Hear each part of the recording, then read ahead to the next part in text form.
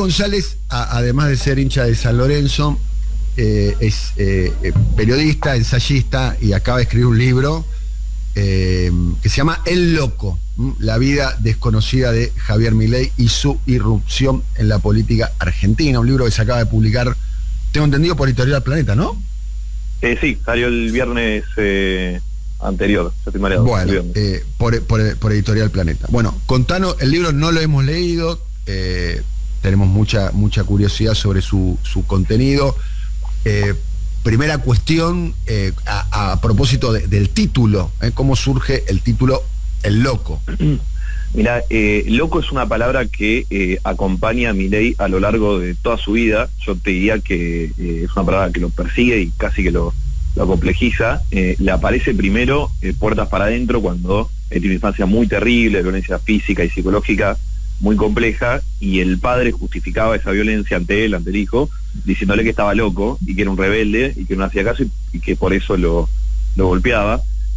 Loco después es el apodo que le ponen, el apodo / bullying que le ponen en el colegio, la C primaria y secundaria en el Cardenal Copelo en Villa Devoto, y los compañeros con los que yo hablé me decían que no le decían ni Javier ni el Peruca, pues ya tenía el pelo parecido ahora, sino que le decían el loco ya justamente porque les costaba tener sintonía con él. Es un pibe que crece sin amigos y sin pareja, y después, 40, 50 años después, cuando Milei empieza a desarrollar, después si quiere nos metemos más con eso, empieza a desarrollar toda una cosa mística, un esoterismo bastante extravagante, a lo que más teme es a que eso se difunda, y justamente porque dice él, van a decir que estoy loco. Entonces él, por ejemplo, le cuenta a los pocos amigos que tenía en ese momento, que vio 3 veces la resurrección de Cristo, y lo remata: te prohíbo contarlo porque van a decir que estoy loco.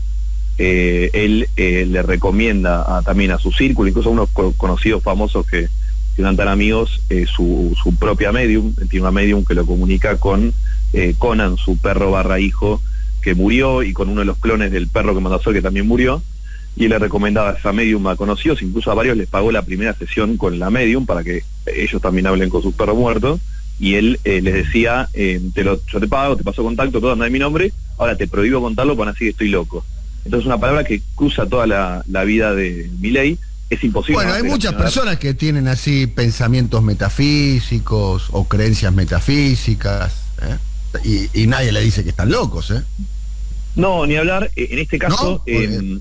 Hay un montón de personas que consideran que hablan con espíritus o que hablan con personas que ya no están, que son cercanas. Bueno, es bastante extravagante, Dani, ¿no? Está bien, está bien, pero está muy diversificado eso, En este caso hay como una diagonal que, digo, yo intenté meterme en la vida privada de él solamente en función de lo que hace a la política, a su espacio político.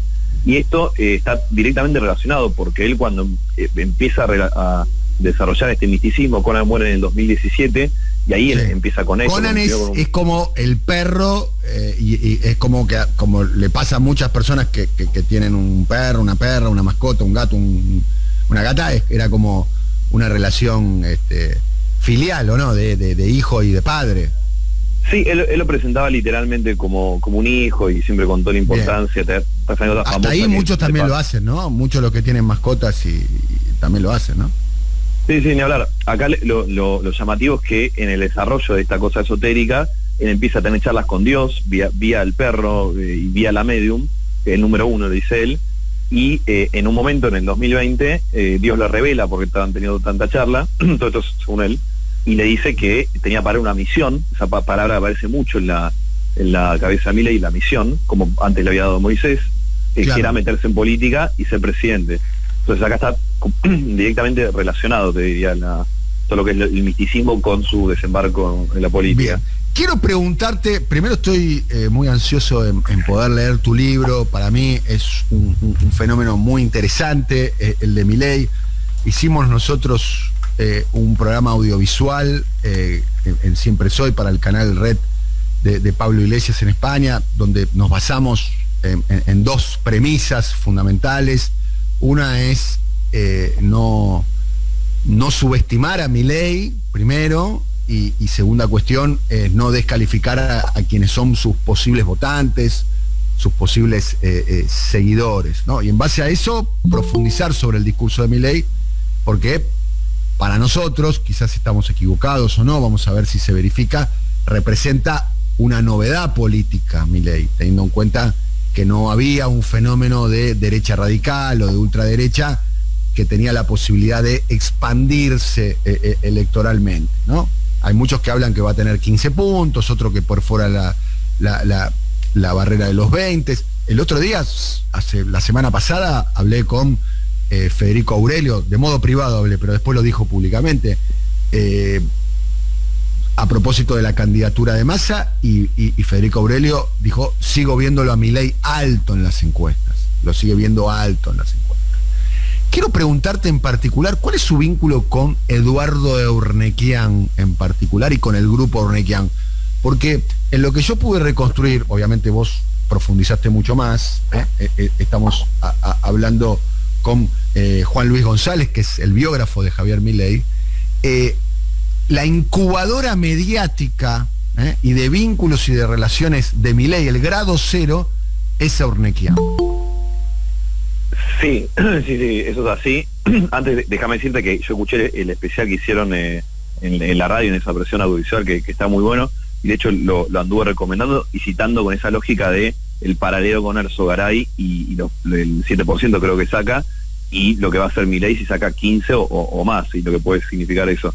Pero con lo de Eurnequian sí, hay un capítulo de hecho que del libro es específicamente la relación con Eurnequian, que si querés te adelanto con el diario del lunes. Hoy si sos empresario o tenés una guita importante y querés poner plata en la campaña de Eurnequian, tenés que levantar el teléfono y llamar a Nicolás Pose, que es el gerente regional de Aeropuerto 2000 para toda Latinoamérica, que ese tipo le junta la guita a Milei. O sea, está... ¿Podés repetirlo, por favor, porque lo dijiste muy rápido? Si vos tenés, si alguien está escuchando y tiene una buena torta para poner en la campaña de Milei, tiene que llamar a Nicolás Pose, que es el gerente regional de Aeropuertos 2000 para toda Latinoamérica. Es un cargo, vos entras a la página de Aeropuertos 2000 institucional y 3 escalones abajo de Eurnequian está Nicolás Pose en el organigrama, al menos, que es el tipo ya, y Nicolás Pose es el tipo ya le juntó esta guita en la campaña 21 y lo está volviendo a hacer ahora. El recaudador de Milei es un nombre de Eurnequian. Sí, el fundraiser, le dicen, pero sí. Recaudador, más o menos lo mismo, un poco más. No sé cómo dicen.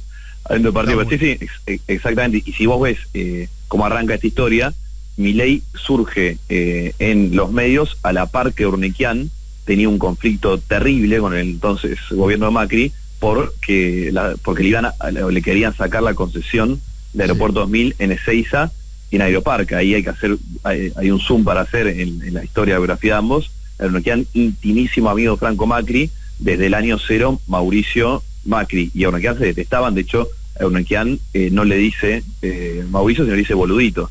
Hay una anécdota famosa, la primera vez que llega Macri, cuando ya antes del balotaje de 2015, entra a Aeropuerto 2000, ya con la idea de empezar a prepotearlo para sacarle después la concesión. Bueno, le armó la causa Cuadernos, ¿no? Le allanaron la casa Eurnequian, ¿no? Imagínate una persona que tiene 1.500, 2.000 palos verdes, 3.000, no sé.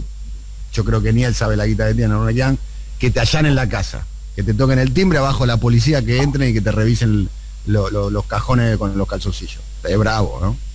No, y ese encuentro, tío, me lo contó alguien que estaba sentado en esa mesa, dice que fue terrible, porque Macri primero le va a avisar que se le viene lo de la concesión, segundo le dice que se olvide los negocios con China, que tanto Franco como él estaban expandiendo eso, y dice, mi gobierno va a ser Estados Unidos, y lo divertido, si querés, de la anécdota es que cuando llega Mauricio, que ya lo conoce, que estaba en pañales, le dice, ¿qué haces, boludito? Y Mauricio lo manda... ¿Siendo presidente le dice eso? No, es entre octubre y el balotaje. Era presidente electo. No, antes del balotaje fue bueno, Macri ya se movía como... Okay. Antes del balotaje, casi presidente. Si fuera a ganar, Macri le dice, ojo que al presidente no se le dice boludito. Y dicho y hecho, fue, en el libro está el paso a paso, fue bastante terrible la ofensiva del gobierno macrista a Eurnequian. Le intervinieron la empresa, tenía dos tipos el Ministerio de Transporte que estaban sentados en el directorio, le fiscalizaron. Sí, había una guerra fría, ¿no? Claramente entre el gobierno de Macri y el gobierno Eurnequian y otros sectores de los empresarios nacionales. De ahí la tirria que le tienen a Macri, ¿no? Exacto, y en esa batalla Milei aparece como un peón más en el tablero de la guerra Eurnequian. Esto es importante, ¿no? Milei, cuando yo hice la reconstrucción mediática para el programa, digamos, La incubadora de Milei es América Televisión, el canal de Vila, de Manzano, donde Ornequian, cuenta el mito urbano, sigue teniendo influencia A editorial, B societaria. Yo No los papeles no eso lo vi. sí, no es un mito urbano, tiene el 17.5 de la acción. Bueno, mira, qué bueno que hablar con un periodista que tiene las precisiones. Ornequian sigue teniendo porcentaje de América TV. Tiene el derecho también, la cláusula 3.2 del acuerdo tiene el derecho a poner 2 personas en el directorio de Corporación América, que tampoco sigue lo ha siendo hecho. dueño, era dueño original, ¿no? Claro, él después lo vende y se queda con este porcentaje. Gran gestión de Eduardo Ornequian a cargo del Canal América. Me animaría a decir, fue un gran gestor, un gran dueño de medio de comunicación, hay que decir. No solo por su comportamiento empresario, sino por la gestión artística que tuvo. Extraordinaria fue. De hecho, a mí me tocó trabajar en aquel momento en el América de Ornequian, un canal que asumía muchos riesgos, que tiene una programación muy, muy audaz y demás. El capítulo de Ornequian, o sea, podemos definirlo, es un hombre de Ornequian. No, de hecho yo hablé con varias personas del mundo de Ornequian, y esto de que Ornequian lo puso a Milei o lo empujó a Milei, en América no es para nada un secreto, por eso es el paso a paso de las primeras 150 entrevistas de Milei, que él hacía ABC y siempre cualquier cosa terminaba con esto es culpa de Marcos Peña. Y de hecho hablé con el que fue el primer operador de prensa de parte de Ornequian, de Milei y los medios, como el Sherpa de Milei y los medios, y me decían, a mí llamando aparte de Eduardo, me había mucha plata, no solo para mí, sino para comprar espacios en la televisión, y o sea, había una política de instalar a Milei, que el otro mojón es cuando en el 2018, fin de 2018, Spert, ya con intenciones de ser candidato presidencial, hace lo que hace cualquier candidato con esas intenciones, empieza a ver a los grandes empresarios, uno de ellos es Ornequian, y ahí Ornequian le dice lo que es el nombre del capítulo de este libro, dale una mano a Javier, que lo meta en política la parte de su lista, algo que a fines de año no termina pasando, pero sí años después. Entonces, a Ornequian lo tenés en la aparición de Milei mediático, es imposible separar de Milei político, en la aparición de Milei político, pues quien se lo empuja a Spert, y después lo ves también ahora metido con gente como Nicolás Pose, o incluso en la lista de la provincia, ahora se me fue el nombre, pero hay una mujer que va de candidata, creo, de segunda senadora en la provincia de Buenos Aires, que es también de cargo de gerente en el grupo Ornequian. Juan, él ocupaba un lugar, ¿no? Era economista jefe del grupo, ¿no? Tenía un cargo bien puntual, ¿o no? Sí, era gerente de riesgo, no me acuerdo cómo es el nombre exacto. Ahí lo que te decían que es interesante es que después de que termina la guerra de Ornequian, gobierno, que termina con el sacrificio, si se quiere, entre comillas, de Rafael Bielsa, que era el jefe de Aeropuerto 2000, y se pelea fuertemente, imagínate, con el gobierno macrista, lo corren y termina apareciendo en ese lugar el sobrino Ornequian, que se llamaba Martín, y Martín no tenía buena onda con Milei. De hecho, Milei crece mucho el grupo Ornequian porque lo divertía mucho a Eduardo, a Ornequian. De hecho, Eduardo le decía al loco, che, loco Milei, vení, este es un loco, me hace reír. Ahora el sobrino Martín no se lo bancaba tanto, parece, y me contaron amigos de él en esos años, estoy hablando de 2018, 2019 en adelante, hasta también que explica su desembarco en política, que le empiezan a cortar los víveres en Aeropuerto 2000 ya con el cambio de mano de Eduardo Martín, y le sacan, de hecho él tenía 6 economistas a cargo, se lo sacan, incluso hay algunos que me dijeron le congelaban el sueldo como invitándolo a retirarse, lo que también más un match con que en la campaña de Spert dicen Milei se sumó porque le faltaba guita, de hecho cada 2 semanas nos pedía que le fuéramos a llevar guita, esto estoy hablando de el fin de 2020, arranca el 21. ¿Hoy sigue trabajando para el grupo Ornequian? Él renunció el 9 de diciembre de 2021 a las 11 de la noche, a pesar de que sigue usando el mismo teléfono que le dio Ornequian. La línea de teléfono es la misma que se tiene. Se quedó con el número, tampoco es tan... Sí. ¿No había surgido la noticia en algún momento de que a través de ese empleo él había cobrado los repro? Quería preguntarte, Juan, ¿qué nos podés contar del entorno de Milei? Un poco lo conocemos a través de Twitter por lo que cuenta Maslatón, pero parece que es bastante extravagante con su hermana, Kikuchi. Mira, en el libro yo hago el paso a paso cómo La Libertad Avanza nace como un proyecto más similar a lo que decía hacer, o sea, un espacio más liberal o libertario, si se quiere, de arranque de 2021, y como el 13% que sacan en las PASO, que nadie en esa campaña imaginaba, no solo cambia todos los planes y tiene a todo el resto de la política en alerta, sino que empieza a pegar muy fuerte en puertas para adentro, y hay un correlato ahí en cómo se va corriendo a toda la militancia, a todos los dirigentes originales, y cómo se lo va llenando, ya no y esto es muy interesante porque no es que el hombre que dice combatir a la casta mete a la casta dentro, sino que mete a la resaca de la casta, a la cuarta línea de la casta, en ese lugar entre Carlos Kikuchi, un tipo que a las claras, y hoy lo estamos viendo, no tenía ni la trayectoria, ni la espalda, ni los recursos, ni la carrera suficiente para ser un armado nacional. Él había sido vocero, ahora está diciendo que había sido jefe de campaña de Cavallo, pero no, había sido vocero de Cavallo en los 90, entonces no tenía trayectoria política, pero el tipo tiene un acierto que es impresionante, que se da cuenta que para llegar a Milei había que llegar a la hermana, había que conquistar políticamente a la hermana, y eso es lo que sucede en el arranque del 22, y entonces ambos hicieron con el monopolio del armado.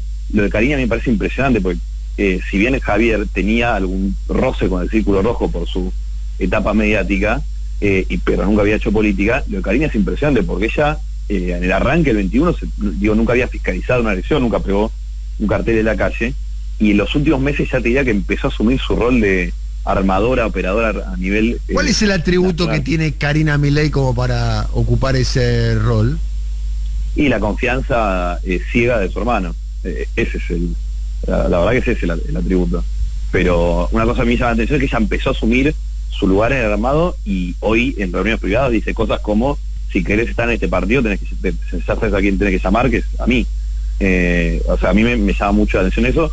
Y por ejemplo, Carlos Seguía, que fue candidato de Milei en Neuquén, que hizo una editorial terrible. Bueno, hay cosas que no dice en esa editorial. Por ejemplo, que quien lo llama para pedirle los cargos en la legislatura de Neuquén fue Karina Milei. O sea, digo, hizo como un crecimiento, digo, obviamente con todos los tropiezos fenomenales que tuvo, pero aún así no deja de ser muy llamativo por una persona que trabajaba de hacer esta comunicación interespecies, que la entrena la medium de Milei, que era pastelera, y que en un año y medio está haciendo un armado a nivel nacional y hablando con un tipo en Neuquén diciendo: entregame los cargos. No deja de parecerme como muy impresionante. Estamos hablando con Juan Luis González, interesante la charla. Se acaba de publicar el libro Loco, la vida desconocida de Javier Milei y su irrupción en la política. ¿Pudiste profundizar sobre cuál es el armado internacional de Milei, su vínculo con la derecha republicana, con Vox, con el bolsonarismo? ¿Cuál es la pieza Milei en ese dispositivo internacional? Ahí la que tiene la llave a lo que es la derecha internacional son dos personas.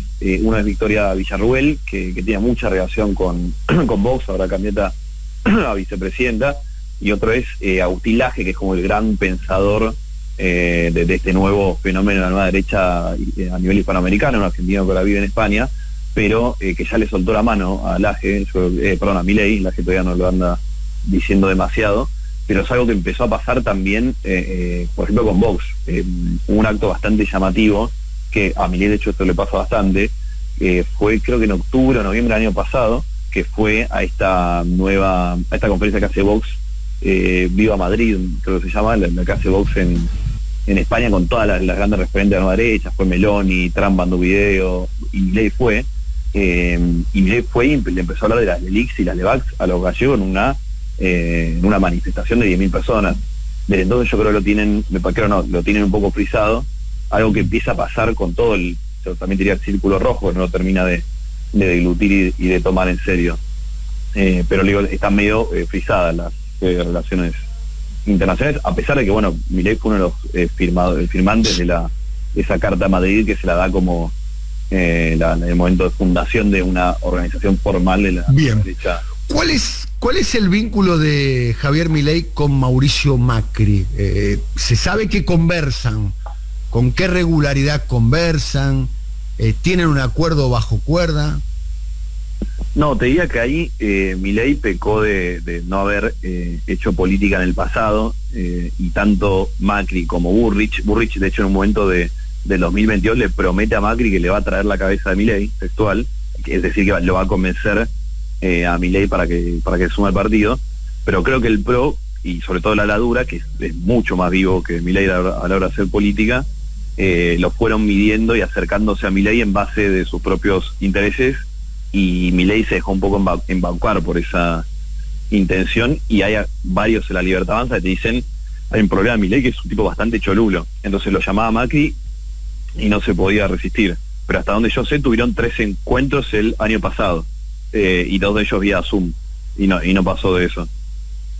Bien, ¿y el vínculo de Javier Milei con Sergio Massa?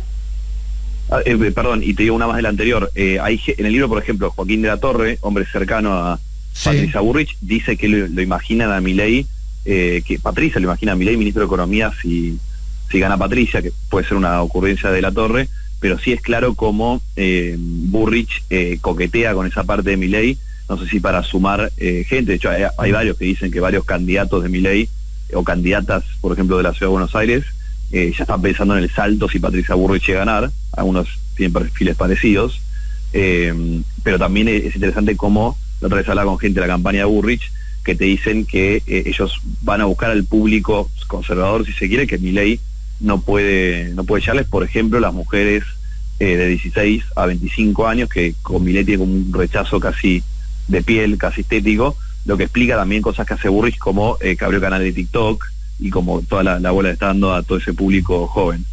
Le pasa a Milei lo mismo que le pasaba a Trump y a Bolsonaro, ¿no? Pierden en el voto femenino. Te preguntaba anteriormente, y el vínculo que hay, porque empieza a trascender periodísticamente, cómo que Sergio Massa le intoxicó las listas a Milei. De hecho, hoy en La Nación Más, en los canales de derecha y de ultraderecha, le están apuntando a Milei por un supuesto pacto con Massa. Mira, ese es un vínculo histórico. En el 2015, cuando termina la campaña y Massa pierde, reúne a su equipo de trabajo, estoy hablando de 50 personas tope, uno de ellos era Javier Milei. Esa relación continuó con el tiempo, y uno lo ve ahora con la aparición sobre el cierre de las listas del Partido P, por ejemplo, históricamente cercano al Frente Renovador. ¿Entendí mal o Milei formó parte del grupo de trabajo de Massa? Y él estaba con Nielsen, son íntimos amigos, y en algunos momentos de la campaña del 2015 lo ayudó, y de hecho en esa reunión, cuando termina la campaña y Massa se junta con su equipo de trabajo y con formato de agradecimiento, estaba Nielsen sentado al lado. Milei de hecho lo sientan en el extremo derecho de una mesa grande, y Massa hace algún chiste, como allá sentado bien a la derecha está Javier Milei. Bien. ¿Qué nivel de confianza se puede tener en los estudios de opinión pública que marcan que Milei va a tener 15, 20, 25 puntos? Ahora muchos están sosteniendo, otros no, que se está desinflando el fenómeno Milei fundamentalmente porque no le está yendo bien en las elecciones, en las elecciones provinciales. ¿Vos qué perspectiva tenés sobre eso? Mira, yo creo que nunca estuvo tan bien Milei como se decía, ni está tan mal ahora como se cree.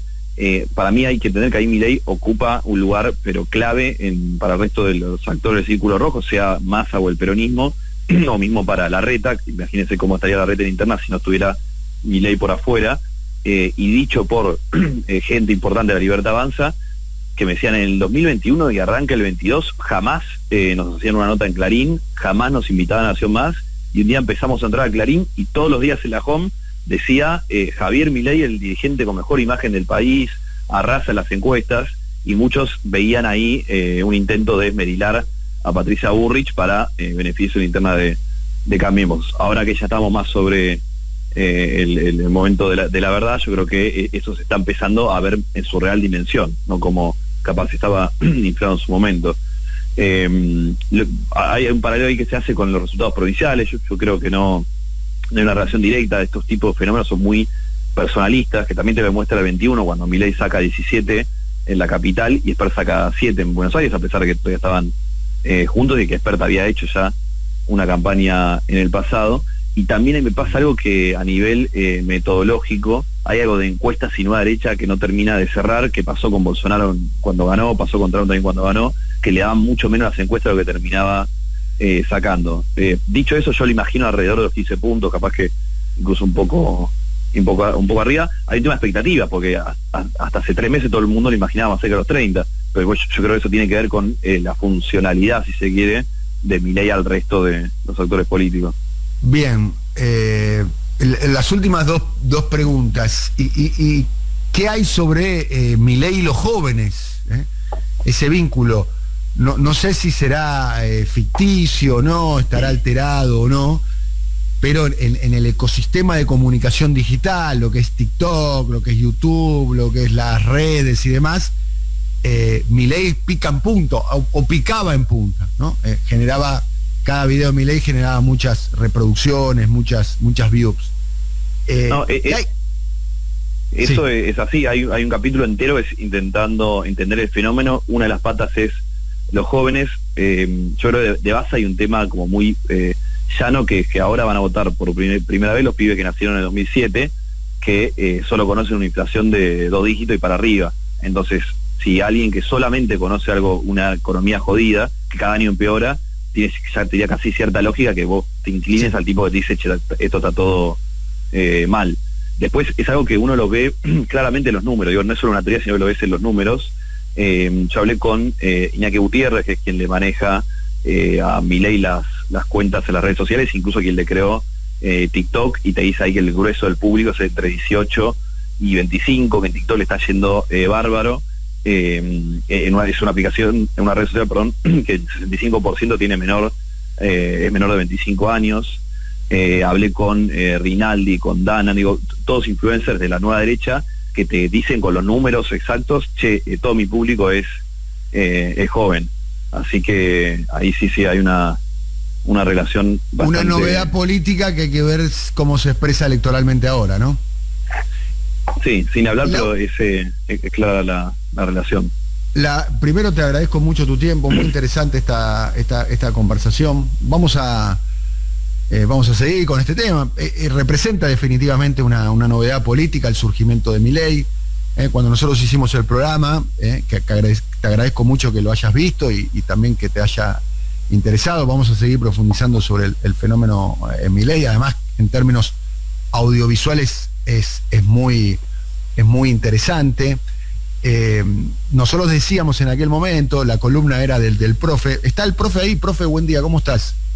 Buen día, compañero, ¿cómo anda? Recuerdo, acá lo tenemos a Juan Luis González, el escritor y el biógrafo de Javier Milei, del libro sí. El Loco, que Juan rescata del programa que hicimos, profe, que algo que vos aportabas, ¿te acordás? Que en el año 1989 Alzogaray saca 7 puntos. Sí. O sea, es la tercera fuerza y en la elección nacional saca 7 puntos. La elección la termina ganando Carlos Menem. El segundo había sido el gobernador radical de Córdoba, Eduardo Angelos. Pero la novedad desde el punto de vista político, desde el punto de vista de impacto, es que con 7 puntos termina imponiendo su programa político, su programa económico. Sí. Porque en definitiva, bueno, recordemos lo que terminó sucediendo, ¿no? Los electores de Eduardo Vaca en aquel momento terminan apoyando a María Julia Alzogaray, que termina siendo electa la senadora por la capital federal. O sea, se hace un acuerdo político entre la UCD de Alzogaray y el peronismo en aquel momento porteño que conducía a Grosso y el presidente era Menem, y terminan votando a María Julia como senadora, y después María Julia se termina incorporando ni más ni menos al gobierno. Ahí el perjudicado había sido de la Rúa. Exactamente. Es más, gran parte del crecimiento político de la Rúa tiene que ver con la, entre comillas, la victimización de lo que había pasado. Había sido el senador más votado, pero en el colegio electoral, en ese momento se elegían los senadores por colegio electoral. En el colegio electoral había ganado María Julia. Pero traemos todo este recuadrito a la historia para traerlo al presente, que como con el 7% la UCD en aquel momento termina imponiendo el programa económico. Claro, ¿Sí? otra coincidencia de ese momento con es la ola internacional hacia el neoliberalismo que había en aquel momento. Esta te la discuto más, ¿eh? Eso está en disputa, ¿eh? La ola está en disputa. Si no, fíjate, Perú, Ecuador, Colombia, en Chile está en disputa, en Brasil está en disputa. Está en disputa, pero hay varios ejemplos. No es solo nosotros, digamos. Hay muchísimos ejemplos más. Sí.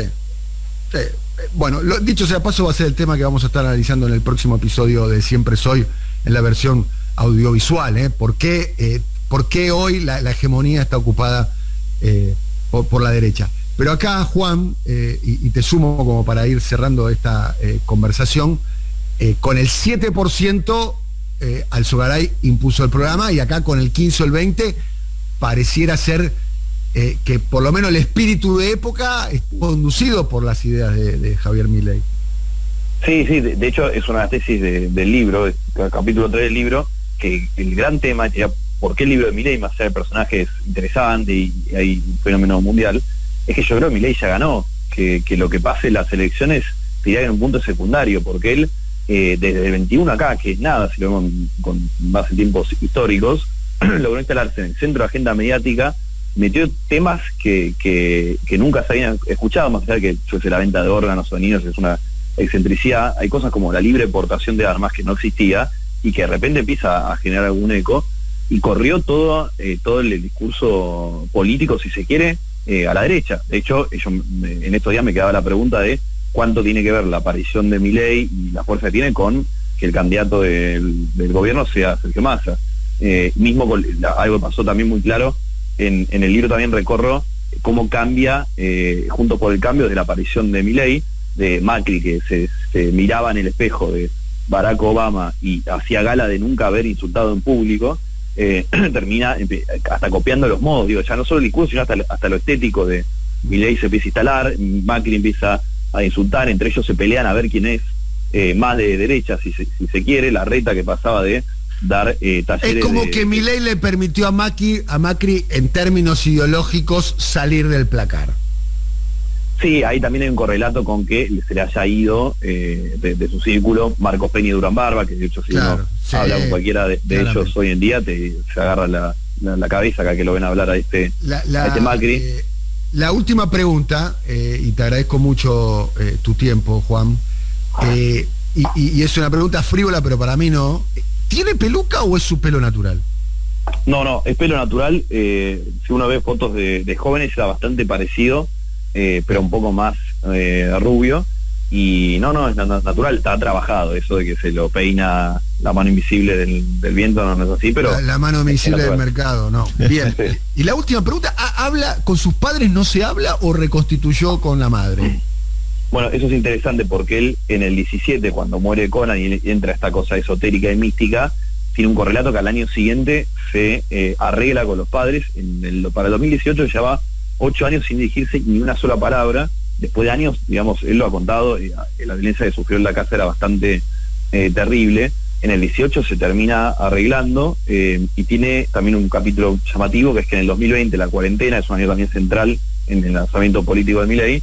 Él se muda con los padres, vive desde que arranca la cuarentena hasta que casi termina la campaña del 21, o sea, un año y medio. Él de hecho hacía la campaña y tenía algunas reuniones políticas en la casa del padre, y ahí se arregla, y es bastante impresionante ese año porque uno se arregla con los padres, dos, un tipo de 50 años que vuelve a vivir con los padres. El padre tiene un piso en una torre muy lujosa en Vicente López, mismo complejo en el que vive Karina.